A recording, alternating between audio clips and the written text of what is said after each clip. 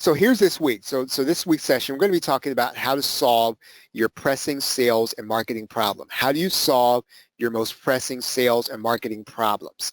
And so we start by talking about what you're going to be doing to maximize your sales. You should be able to look at your whatever you're doing.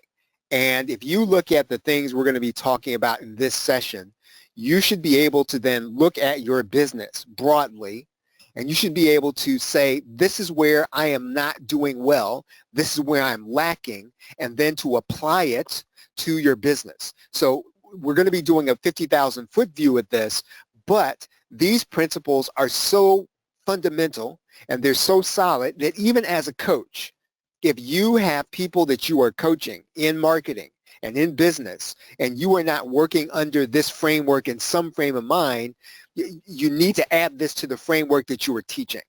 So these are going to be things we're going to be adding to, our business on a regular basis, looking to analyze our business on a regular basis. We all want to maximize sales. So whatever you're measuring, at some level, you have to maximize sales. If your sales are not where you want them to be, even if your sales are at zero and you want them to be something, that means you've got to be able to look at this structure and say, how can I apply this structure to what I am doing? And so every business has to be looking to maximize sales. Question then is, how do you change that? So whether you're at a certain level and you want to grow to another level, or you're at zero and you want to grow to a minimum level, we need to talk about how you can change that result. And so there's a formula that you can look to, and that's what strategic marketing is. And we're going to be asking you a series of questions in order to think through this. And if you think through this list of questions at any time in your business, at any time, you should be able to think through the process and then to increase your sales. These questions will also help you diagnose what may be going wrong. So if you have something you need to fix, if you will stop and ask yourself, or stop and give your business this quiz and give yourself this list of questions, you will be able to increase your sales. You'll be able to increase the sales of other people that you're coaching, and you'll be able to figure out what you're going to need to change it. So here's some ground rules. I spoke with one person this week, and this is really where that person really needs to start. Are you tracking your sales? Bar none, before you do anything, are you tracking your sales, and are you tracking the numbers that lead to your sales? Because if you're not, that's really going to be a starting place, because even if you're tracking sales, there's not going to be anything and any way you can fix anything until you know from start to finish where people are getting started, where they end up, and why they are or are not buying. So you have to be tracking sales. And so this is a ground rule. So before we can even get to the framework, the ground rule for the framework is you have to be tracking. And you really should have one tracking system, not 10. One tracking system and not 5. One tracking system and not a gazillion, but you have to be tracked. I would say that if you have 3 tracking systems, that's better than having none. But if you have one tracking system, that's better than having 3. So if you are not tracking where and how that customer is getting to you and what they're doing when they get there, you have to start that today. So because without that, you don't really know how to improve your sales or anything else that's leading to the sale. You can use sales as a barometer, right? And you can still apply the framework we're going to be talking about. But if that's all you do, you're still going to leave money on the table, because you won't know exactly what to fix and where to get started first. And so we want to make sure we're clear, on these things after we have set tracking. So if you don't know anything else about tracking, you should set up Google Analytics, right? So if you don't have anything else, and you don't really have another alternative, and you don't have a reason that you should not use Google Analytics, then you probably want to start with Google Analytics. Now, you may have other tools that you use. You may have better tools that you use. If you have them and you have them in place and they are working on your site and helping you to track the people that are coming to you and determining whether or not they buy, that's a good system. It is working. Keep it.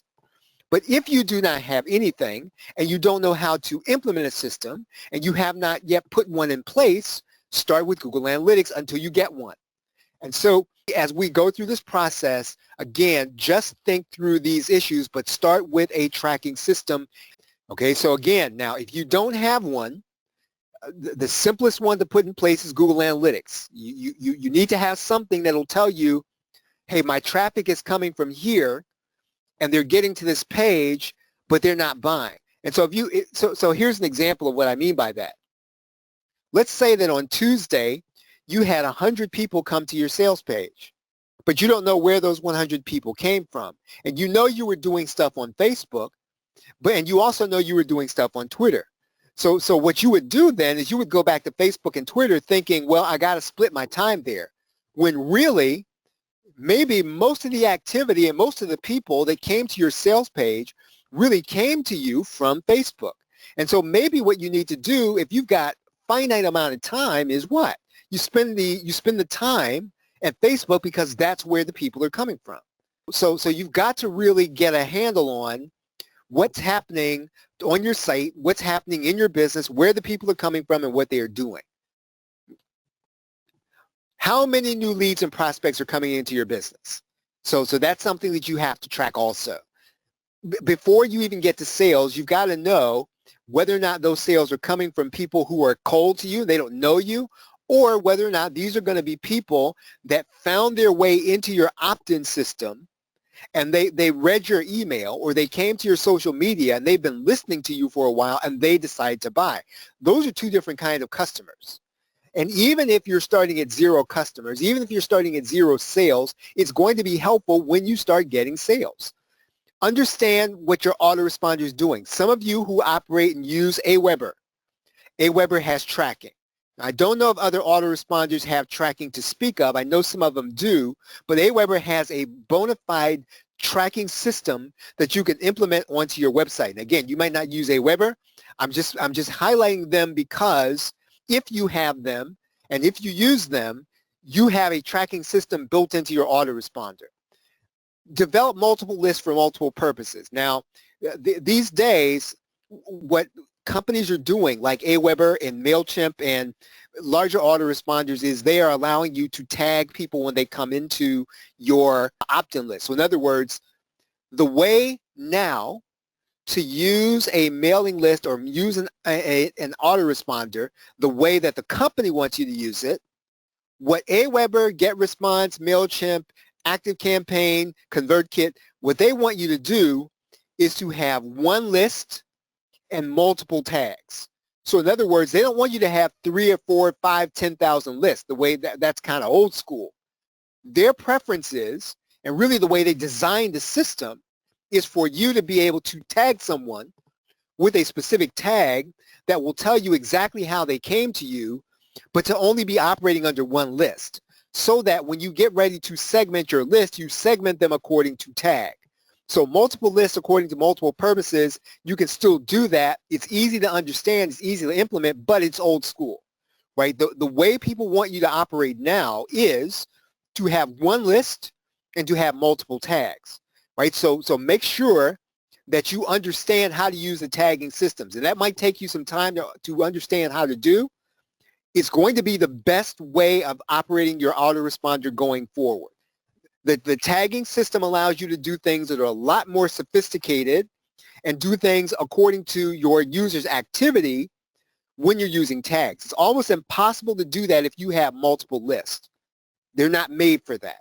So when you can, stop and understand. Whatever autoresponder you're using, go to the point where you understand their tagging and automation and really understand how that works. You can begin implementing that in your own business.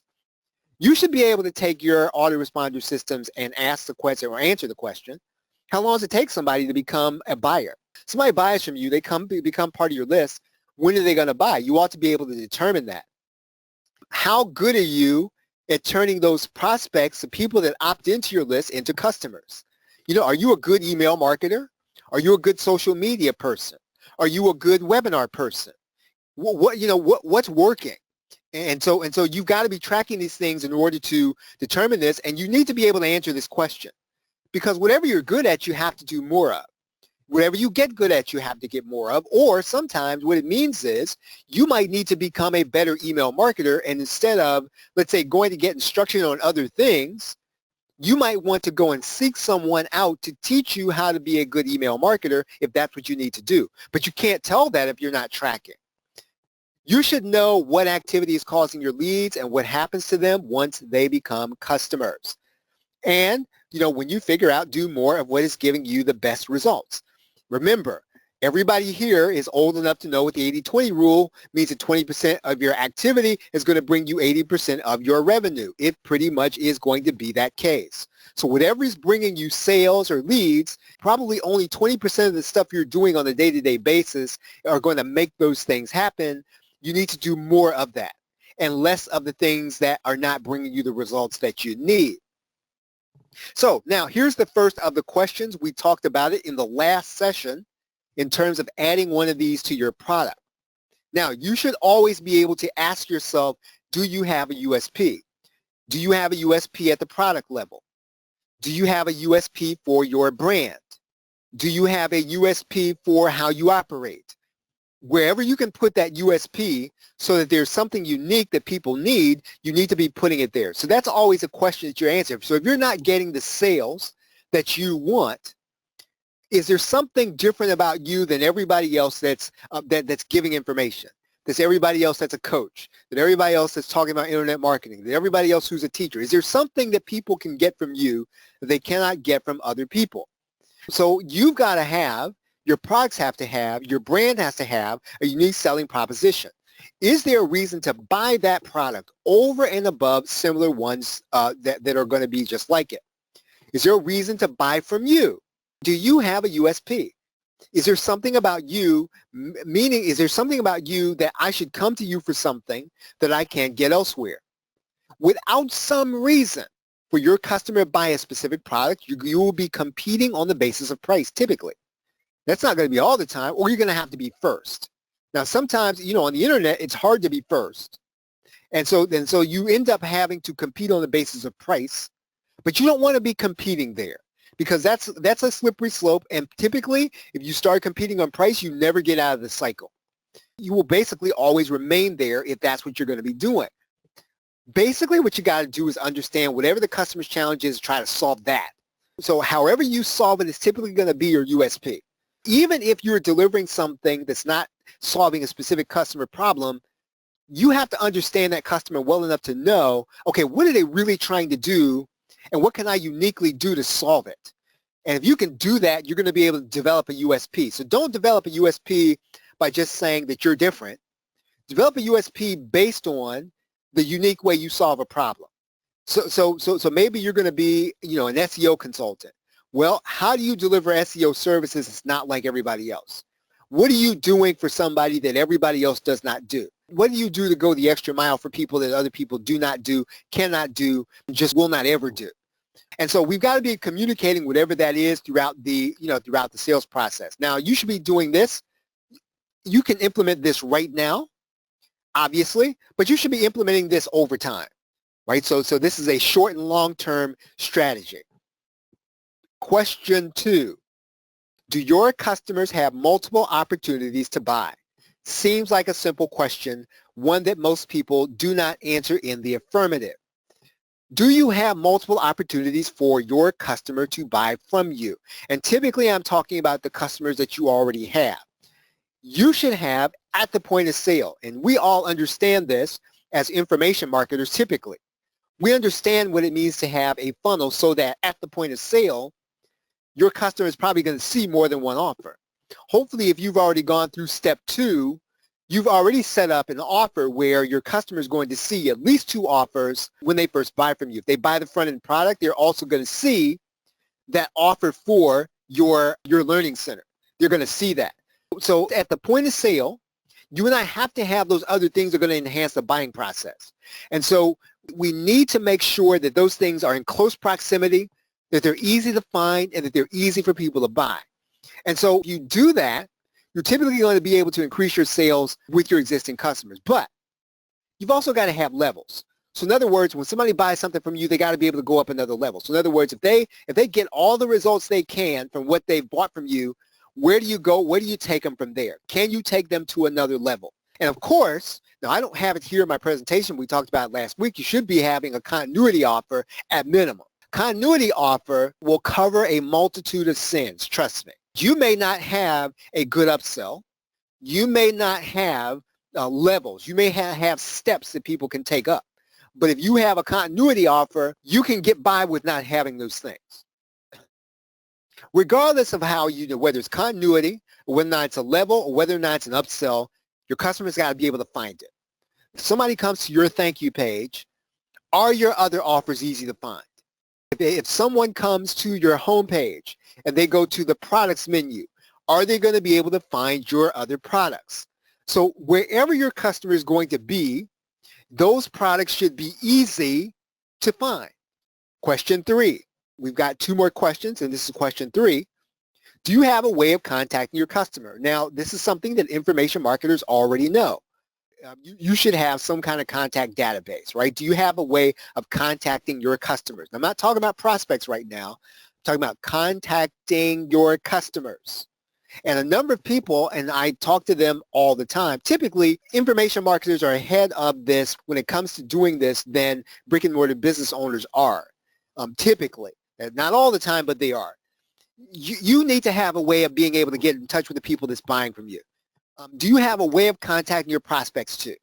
And so if you don't, that's something fixable. That's something that you and I need to fix today. And it really needs to be fixed as soon as possible, because this is the way that you are going to get your most robust sales.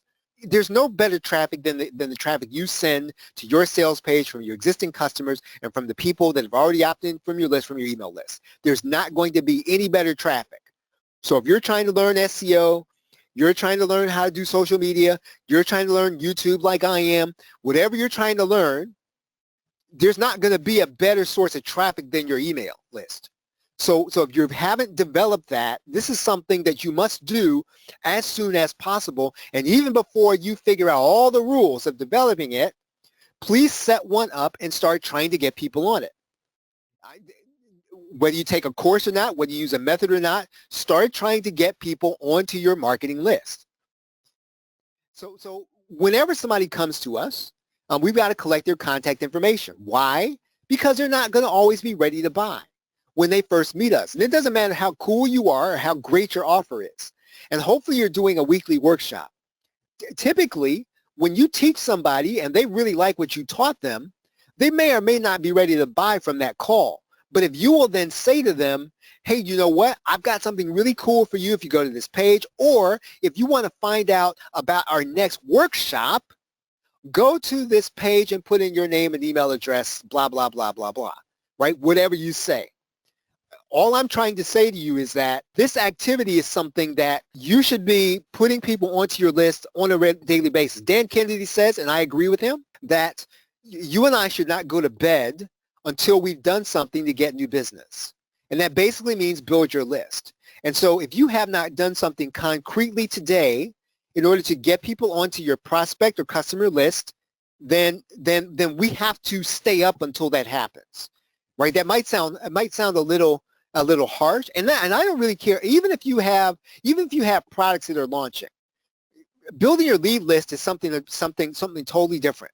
If you get lazy and you think, well, I'm just going to launch products and I'm going to build my customer list that way, that's great. It's a good buyer's list, but still, any system in which you are generating sales can end tomorrow.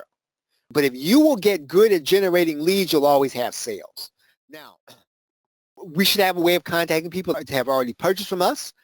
We should be in contact with them on a regular basis. I can almost promise you your list is going to forget about you if you think you are going to just contact them whenever you want to or whenever you think you have something cool. The reason I say that is not because I'm cynical. It's just because there's too much noise in the marketplace and people are generally paying attention to the squeaky wheel, the one who gets into their inbox. Now again, you may have a great relationship with your customer. You just aren't going to be able to make a lot of sales if you're not talking to your customer on an everyday basis. Now, I'm not saying that every day you've got to pitch, right? Maybe some days you're going to be giving value and invite people and teach them something. That's going to be your choice and how you tend to relate to the people who are part of your subscriber list. But you should be in contact with these people every day. Listen, And I know you're not Amazon or Walmart or anybody like that, but Amazon, Walmart email twice, 3 times, 4 times a day, right? And I'm not saying that you have to compare yourself to them, but they're emailing every day because that's how they generate sales. Now, are you going to lose some people? Are some people going to say, you know what, man, this guy, this woman, they're always emailing me. All they want to do is they want me to buy stuff. Well, yeah, I do, right? Yeah, of course, that's what you want. And people are going to leave your list, but that's okay because if they're going to be on there and you can't ask for the sale and you can't ask for it on a regular basis, then why do you have them on there? What good are they doing on there? You're not benefiting them and they're not benefiting you. Now, again, you should be picking things to promote to them. You should be picking things to show them. You should have things to teach them and really sell to them that are going to be worth their time. So the way you counterbalance that, don't promote things and don't offer them things that are going to waste their time. So even if they decide not to buy, everything you show them should be something good. This has been a really different kind of year because I've really almost decided in a lot of ways that I have bypassed a lot of people in my market or niche, bypassed a lot of software offers, and just really bypassed things that in the past I might have made the case that it could have been good. It's just, man, it has nothing to do with me being scared to lose people. It's just I just don't want to waste people's time anymore. And that's one way to counterbalance, the feeling that, well, why are you sending email every day? Well, you need to have something to say every day. And when you make an offer, it ought to be worth your time. So try to offset this by saying to yourself that if it's not worth your time, I'm not going to send it. Even if you have somebody who is a marketing partner who says, I think this would be a good fit for your list. I'll tell you this, get in the habit of being able to have a relationship with a marketing alliance or a partner or even somebody who is above your level, being able to say no to that person. Because you might feel like, I've got to say yes because in order to partner with this person, they're not going to want to partner with me. They're not going to want to send my offer out as an affiliate. You're probably right about that. Some people are going to say to you that they're not going to want to partner with you. They're not going to want to promote you as an affiliate. They're not going to want to work for you. They're not going to bring you on their podcast because you turned them down. I will say to you that even in that respect, the relationship that you build and the trust that you build with the people that are part of your subscriber list are more important than that partner. It may not seem like it, and in some ways there's a tipping point at which the partner could bring you more dollars and cents than the people that are on your subscriber list at this point. But if you will be in the habit of only saying yes to those things that are right in terms of how you think your list needs it, in terms of how you want to operate, you will always be in a good position with the right people. I say that because it will come up in your business. We've got to always be thinking about things that are going to be in their best interest, right? That's basically how you want to operate, your contact database. Now, right now, email is still dependable. Don't believe that it's going to be there forever. I'm not one of these people that ever said that Messenger is going to take over and texting is going to take over. I never said anything that crazy. However, here's what I will tell you. If you're going to be in this business another 10, 15, 20 years, if you're going to be in business another 10, 15, 20 years, you need to bulletproof your list. And the only way you can bulletproof your email list is you eventually need to have a snail mail list. If you have a contact list and it is backed up, that is a great part of your marketing and sales system. I would say eventually, if you can get it, if you can figure it out, if you can work it into your business, also work in that you can also have a snail mail list. And let's just leave it at that. Now, here's question number 4. Do you partner with others? Do you partner up with others? Are you working with people to partner in your marketplace to grow your customer base? Here's what a partner is, right? Broadly defined. It's a business that has the same customer base but doesn't compete with you. However you define that. So basically what you're looking to do with a partner, right? Again, I'm not talking about a partner in the absolute sense. I'm talking about a partner in the broadly defined sense. You need to be trading endorsements. That's what you're doing with a partner. So in other words, the partner's going to say, Diane's a good person, and then that partner's going to say Wayne's a good person, right? Diane's going to say Wayne's a good person. So basically, however you do it, now you can do that through a product promotion. You can do that through a list promotion. You can do that through a podcast. You can do that through an interview. You can do that any way that you want. But basically, you need to have ways to build your network where people are doing what other people call putting you on. So in other words, you want people to put you on stage and to say to their customer base, this is a trustworthy marketer, one that you should be doing business with some way or the other, whatever your business is. You need to have people who are going to do that for you. And obviously, you need to be doing that for other people. You can add a financial incentive by making sure that they get a commission. So, the easy way to do that is to make it an affiliate arrangement. That doesn't mean that you can have everybody in the world to be your affiliate, but you can make it into an arrangement. Who in your market, right, would be willing to partner with you in order to build their customer base? Now, again, I want you to think back through the 4 questions that we've asked.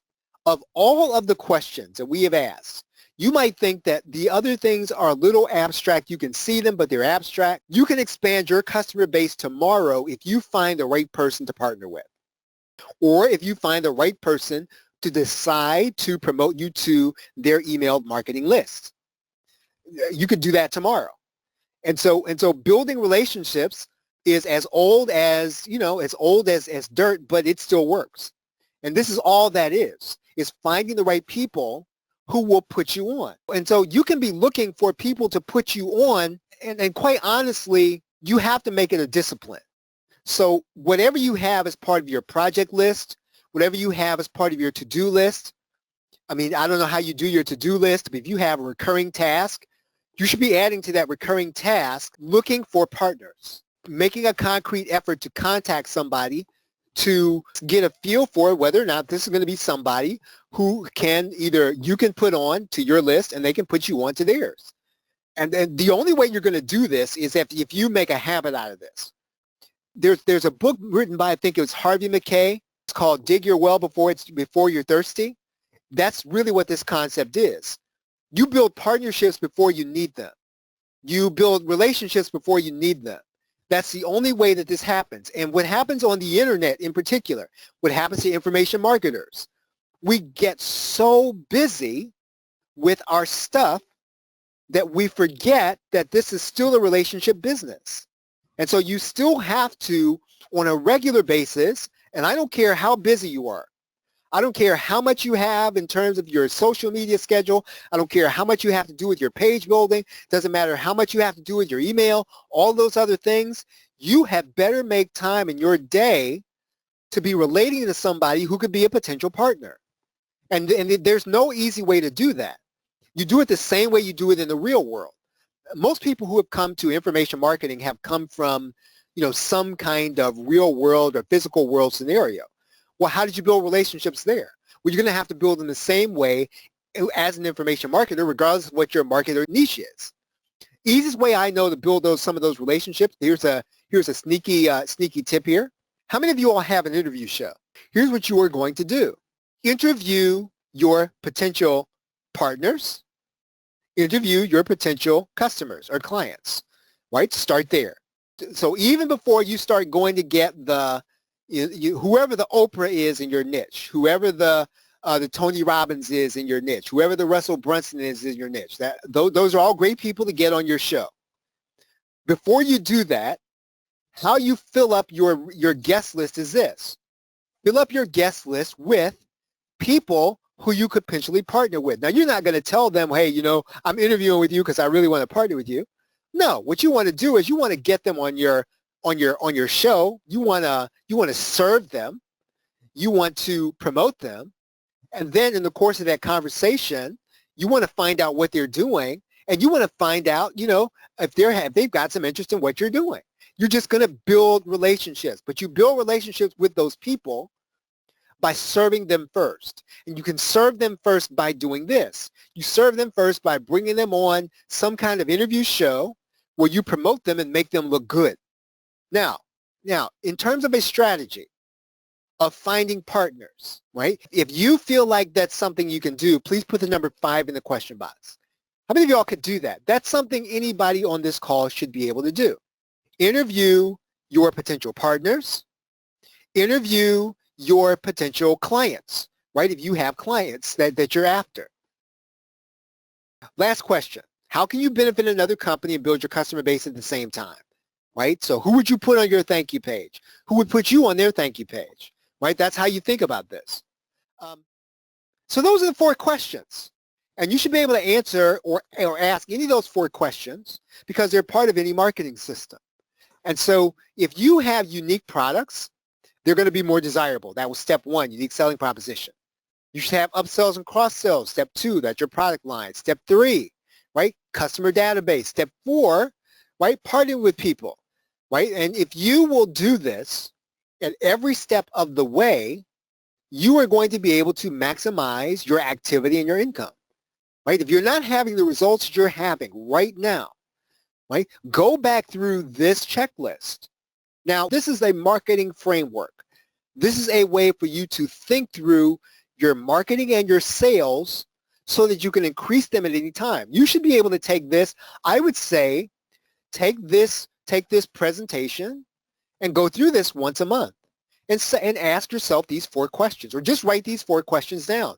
Let them pop up on your tickler system. If you have one, let them pop up on your task system. Have these 4 questions to appear to you every month and start looking through them and start saying, do I have something unique in my product line? Am I building my list? Do I have upsells and cross-sells? Am I partnering up with people? And so if you're not doing those things, are you putting yourself in a position to do those things? Right? Because if you do those things, you're going to be able to increase sales at any point in time that you want. Any questions?